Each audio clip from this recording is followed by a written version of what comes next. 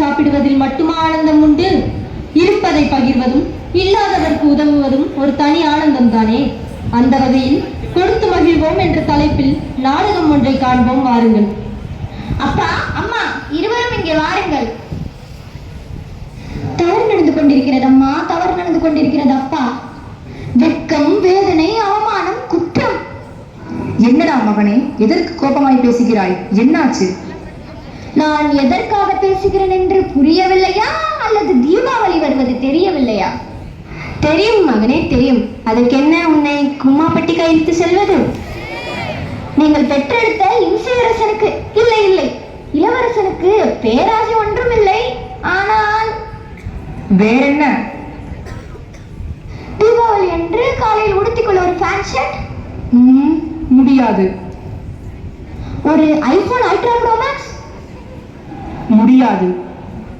At least வெடிக்க ஒரு யானை வெடி. இல்லை இல்லை ஒரு பாம்பு வெடி. முடியவே முடியாது. காக்ரோச்கே பயப்படுற உனக்கு பாம்பு வெடி கேக்குதா?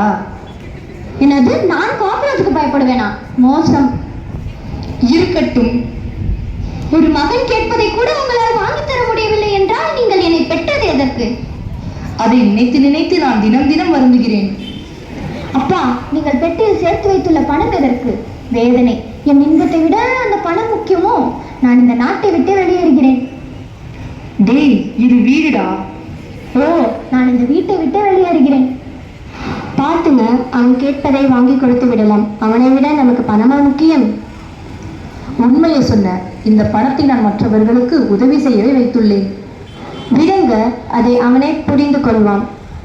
மகனே, விடுப்பா, நான் போறேன். நீ எங்க வேணா போ, பரவாயில்ல.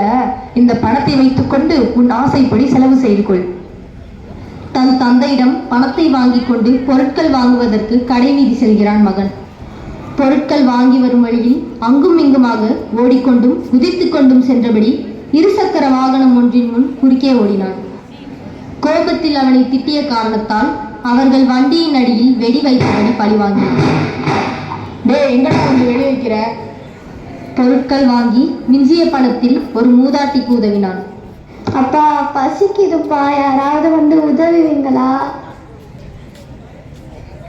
நீ மகராசனா இருக்கணுப்பா. வீட்டிற்கு திரும்பிய மகன் ஆழ்ந்து உறங்கினான். கனவில் இருசக்கர வாகனம் ஒன்று அவன் மீது மோதி விபத்தில் காலமாகிறான். விபத்தில் இறந்து போனபடி யமலோகம் சென்றான். யார் அங்கே? சித்திரகுப்தா? கூறுங்கள் யமதர்மராஜா. பாவ புண்ணிய கணக்கு என்ன சித்திரகுப்தா? இதோ நான் பார்த்து சொல்கிறேன் யமதர்மராஜா. கூறு. மகாராஜா, இவன் செய்த பாவம் தான் அதிகம் உள்ளது. காக்ரோச்சுக்கே பயப்படுற இவன் பாம்பு வெடியெல்லாம் கேட்கிறான். அப்படியா? இருப்பினும் தீப திருநாள் அன்று ஒரு பாட்டிக்கு அன்னமிட்டு உதவினான். இந்த சிறப்பு மிக்க நாளில் செய்த காரியத்தால் புண்ணியம் பல மடங்கு பெருகி இருக்கிறது. ஓ, ஒருவேளை இவன் சொர்க்கத்துக்கு போக வாய்ப்பு உள்ளதோ? மகன் கண் விழித்தவாறு ஒரு உண்மையை புரிந்து கொண்டான். மற்றவர்களுக்கு உதவி செய்ய வேண்டும் என்று அவன் உணர்ந்தான். எனவே என் அன்பு மாணவ செல்வங்களே, தீபாவளி திருநாள் அன்று அனைவருக்கும் கொடுத்து உதவுவது சொர்க்கத்திற்கு சமம் என்பதை உணருங்கள்.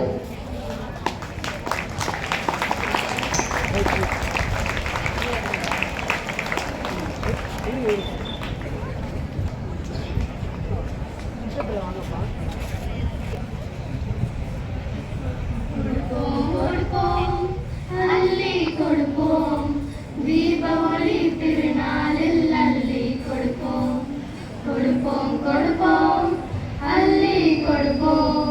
தீபாவளி திருநாளில் அள்ளி கொடுப்போம். அனைவருக்கும் இனிய தீபாவளி திருநாள் நல்வாழ்த்துக்கள்.